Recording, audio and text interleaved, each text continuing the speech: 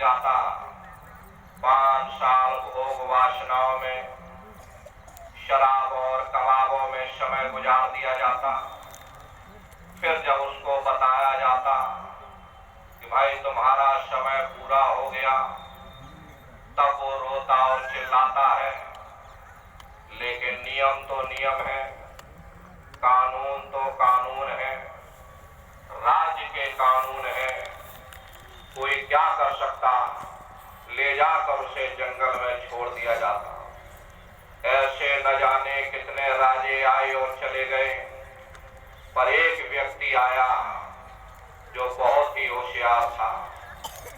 उसने राज का नियम समझा कि भाई आखिर इस देश के क्या नियम हैं, इस देश के क्या कानून हैं।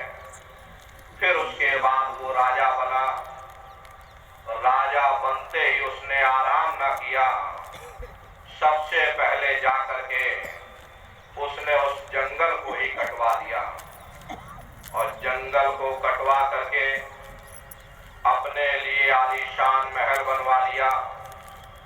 जैसे फौज फाटक इधर थी, ऐसे ही फौज फाटक नदी के उस पार राजा ने भेज दिया।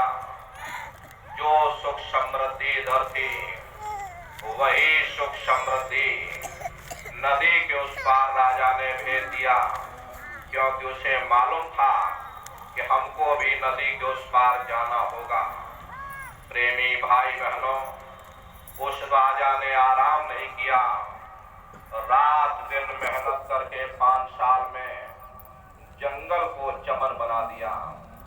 और जब 5 साल पूरा हुआ, हंसी खुशी वो राजा जंगल के उस पार चला गया और अपने राज्य में रहने लगा।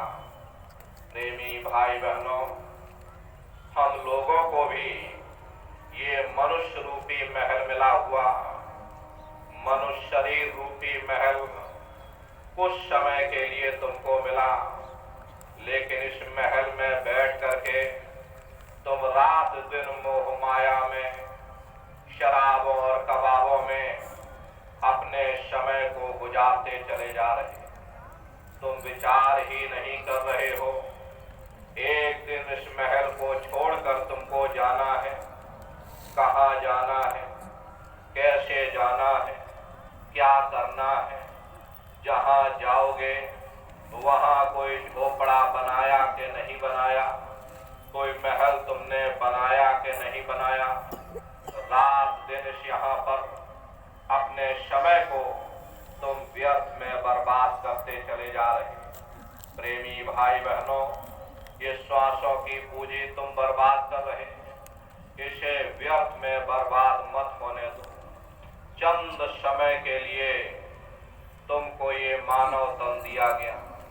अगर अब की बार मौके से चूक गए, अब की बार इस मनुष्य रूपी महल में बैठ करके तुमने अपनी जीवात्मा का कल्याण नहीं किया, तो निश्चय ही तुम्हारी जीवात्मा नरकों और 84 में भटकती रह जाएगी। फिर क्या पता ये मानव तन तुमको मिले न मिले। इसलिए प्रेमी भाई बहनों, अहो भाग्य है आपका, आपको ये मानव तन मिला हुआ। इस मनुष्य रूपी मंदिर में बैठ करके हमको आपको ये विचार करना चाहिए कि आखिर ये मानव तन हमको क्यों मिला है, क्या इसका उद्देश्य है, और मरने के बाद हम कहाँ जाएंगे। इन 3 प्रश्नों की जानकारी हर एक प्रेमी भाई बहनों, हर किसी व्यक्ति को, हर किसी इंसान को होना चाहिए कि भाई आखिर हम मनुष्य शरीर में आए हैं, तो इस मनुष्य शरीर में बैठ करके हम क्या करें, कैसे परमात्मा को प्राप्त करें, हमारा उद्देश्य क्या है, हम कहाँ से आए हैं। ये सभी बातों की जानकारी आपको सत्संग के माध्यम से होगी। तो प्रेमी भाई बहनों, आप लोग बड़े ध्यान से सुनिएगा। आपको पूरा सिलसिलेवार तरीके से बताया जाएगा। बहुत से नए प्रेमी भाई भाई बहन भी आए हुए, अच्छी तरह से समझोगे तभी आपकी कुछ समझ में आने वाला। आपको अच्छी तरह से बताया जाएगा कि भाई आखिर